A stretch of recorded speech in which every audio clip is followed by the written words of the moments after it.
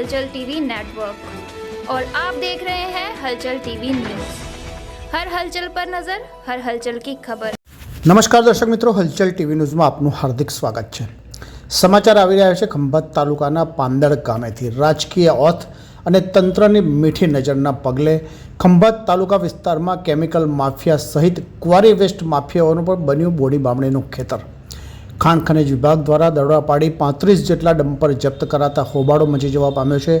આણંદ જિલ્લાના છેવાડાના દરિયાકાંઠે આવેલા ખંભાત અને તાલુકો કેમિકલ માફિયાઓ તથા ક્વારી વેસ્ટ માફિયાઓનું નેતાઓની ઓથ અને તંત્રની મીઠી નજરના પગલે બોડી બામણીનું ખેતર બનવા પામ્યું હોય તેમ આજે ખાણ ખનિજ વિભાગ દ્વારા તાલુકાના પાંદડ ગામે ક્વારી વેસ્ટની હેરાફેરી કરતી ગેરરીતિ ઝડપી પાડી 35 જેટલા ડમ્પર જપ્ત કરી કાયદેસરની કાર્યવાહી હાથ ધરવામાં આવતા હોબાળો સર્જાવા પામ્યાનું જાણવા મળ્યું છે।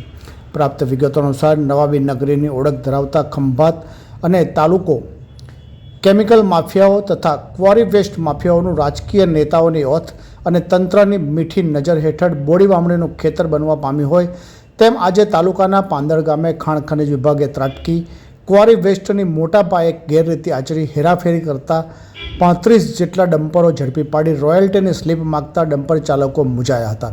આ સમયે લોકોના ટોળા એકત્રિત થતાં કંઈક અઘટિત બનવાની સંભાવનાના પગલે પોલીસની મદદ લઈ કાયદેસરની કાર્યવાહી હાથ ધરવામાં આવી હોવાનું પણ જાણવા મળ્યું છે। અત્રે ઉલ્લેખનીય છે કે 6 માસ પૂર્વે આજ વિસ્તારમાં પેટ્રોકેમિકલ કંપની દ્વારા મોટા પાયે ગેરકાયદેસર માટી ચોરીનું કૌભાંડ પણ ઝડપાયું હતું।